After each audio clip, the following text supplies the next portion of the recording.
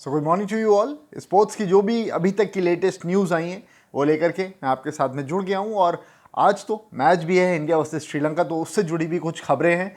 Playing 11 के भी संकेत दिए हैं शिखर धवन ने। तो जो भी कुछ खबरें अभी तक की आई हैं सारी मैं एक एक करके जल्दी से अब कवर करना शुरू करता हूँ। सबसे पहली खबर की हम जो बात करेंगे अब वो है द 100 टूर्नामेंट से। अब आपको पता है द 100 टूर्नामेंट होने वाला है और इंग्लैंड में किस तरीके से सारी चीज़ें हो रही हैं कोविड को लेकर के।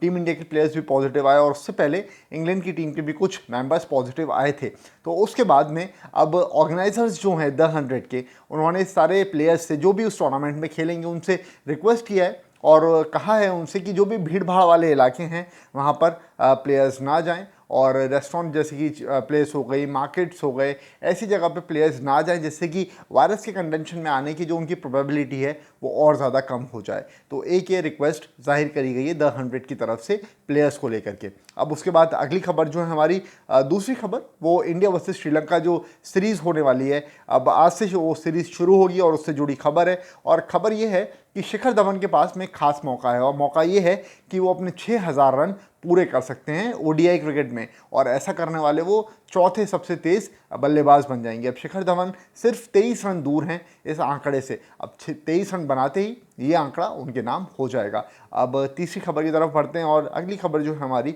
वो भी इसी सीरीज से जुड़ी हुई है। अब शिखर धवन ने संकेत दिए हैं कि कौन कौन से प्लेयर्स को खिलाया जा सकता है, लेकिन उससे पहले उन्होंने एक बात और कही है। उन्होंने बोला कि T20 वर्ल्ड कप अब क्योंकि सामने है एकदम, और अगर विराट कोहली, रवि शास्त्री को कोई प्लेयर्स टेस्ट करने हैं तो ये सबसे खास मौका है और यही एकलौता भी मौका है। तो ऐसे में विराट कोहली और रवि शास्त्री की अगर कोई प्रेफरेंस है, अगर वो किसी प्लेयर को जांचना चाह रहे हैं, परखना चाह रहे हैं, तो उनके बारे में अगर वो बताएंगे तो उसके साथ में फिर उस कॉम्बिनेशन से टीम उतर सकती है, उस प्लेयर को ट्राई आउट किया जा सकता है। तो धवन ने एक ये बड़ी चीज़ कही है क्योंकि आप इस सीरीज़ को जो देखा जा रहा था, टीम इंडिया बी टीम मानी जा रही थी इस सीरीज़ के लिए जो भी टीम यहाँ से भेजी गई, क्योंकि एक टीम इंग्लैंड में ऑलरेडी खेल रही है। तो ऐसे में T20 वर्ल्ड कप को नज़र में रखते हुए टीम इंडिया अपनी प्लेइंग 11 चुन सकती है अगर विराट कोहली, रवि शास्त्री कुछ प्लेयर्स को पॉइंट आउट करते हैं। तो एक खबर ये थी। अगली खबर की तरफ बढ़ रहे हैं तो शिखर धवन ने एक चीज़ और रिवील करी है। उन्होंने बोला है कि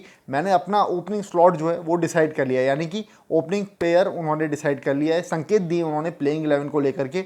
और इसके साथ में उन्होंने एक बात और कही है कि सूर्य कुमार यादव के लेकर के जब बात हुई तो उन्होंने सूर्य कुमार यादव की तारीफ भी की है। अब टीम जो उन्होंने फाइनल करी है वो तो कल ही बताएंगे, लेकिन उन्होंने जो संकेत दिए हैं उससे आपको समझ आ जाएगा कि ओपनिंग स्लॉट में वो पृथ्वी शॉ की ही बात कर रहे हैं, क्योंकि उन्होंने बोला कि हमारा सबसे पहला मोटिव जो है वो है सीरीज़ जीतना। अब प्लेयर्स को ट्राई आउट करना है या क्या करना है वो सारी चीज़ें कर सकते हैं हम, लेकिन पहले हमें सीरीज़ जीतनी होगी और सीरीज़ जीतने के लिए बेस्ट टीम के साथ ही हम उतरेंगे। तो ऐसे में पृथ्वी शॉ शानदार फॉर्म में चल रहे हैं और उनको पहले एक्सपीरियंस भी है खेलने का। डोमेस्टिक क्रिकेट में भी पीछे उन्होंने अच्छा प्रदर्शन किया था।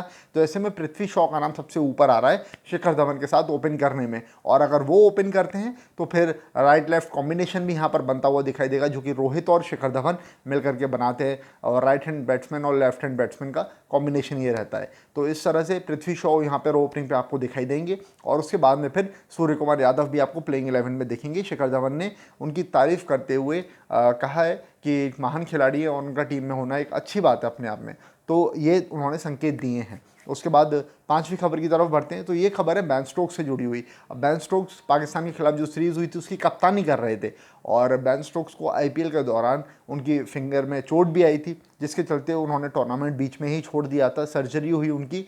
लेकिन अब उन्होंने एक चीज़ और रिवील करी है कि पाकिस्तान के खिलाफ जो सीरीज़ में वो कप्तानी कर रहे थे इस दौरान उनको काफ़ी ज़्यादा परेशानी थी, उनकी उंगली में बहुत ज़्यादा पेन था और उसके बावजूद वो खेल रहे थे। और उन्होंने साथ में उम्मीद भी जताई है कि भारत के खिलाफ जो सीरीज़ होने वाली है उससे पहले वो पूरी तरह से फिट हो जाए। तो अपने आप में थोड़ी सी परेशान करने वाली बात है बेन स्टोक्स के लिए ये, साथ में इंग्लैंड क्रिकेट के लिए भी। उसके बाद अगली खबर जो है हमारी अब वो है वेस्ट इंडीज़ और ऑस्ट्रेलिया की जो सीरीज़ चल रही थी। वेस्ट इंडीज़ ने आखिरी मैच में भी ऑस्ट्रेलिया को हरा दिया है और उन्होंने ये इस मैच में जीत दर्ज करी, 16 रन से उन्होंने जीत दर्ज करी है और इस सीरीज़ को जो 5 मैच की पूरी सीरीज़ थी इसको 4-1 से अपने नाम कर लिया है और वेस्ट इंडीज़ की बड़ी जीत आप देख सकते हैं। उसके बाद अब नॉन क्रिकेटिंग फील्ड की तरफ बढ़ते हैं जिसमें ओलंपिक्स की हम बात करेंगे। यहाँ पर ओलंपिक्स जो स्पोर्ट्स विलेज रहती है वहाँ पर एक पॉजिटिव केस पाया गया है। अब ऑर्गेनाइजर्स जो हैं, कमिटी जो है, उन्होंने बोला है कि ये कोई प्लेयर नहीं है, ये एक 60 साल के व्यक्ति हैं जो कोविड पॉजिटिव पाए गए हैं, लेकिन ये स्पोर्ट्स विलेज में ही है, खेल गांव में ही वो जना है जो कि पॉजिटिव पाया गया है। ये अपने आप में एक थोड़ी सी आपको पैनिक में डालने वाली बात है। तो देखना होगा सारी चीज़ें किस तरह से रहती हैं।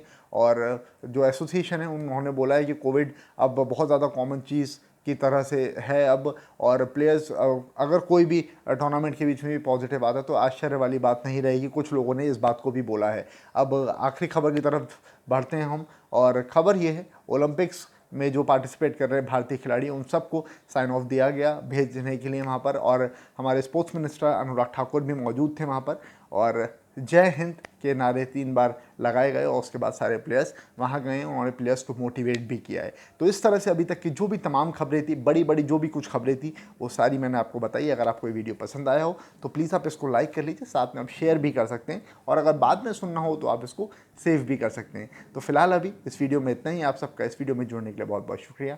Thanks for watching.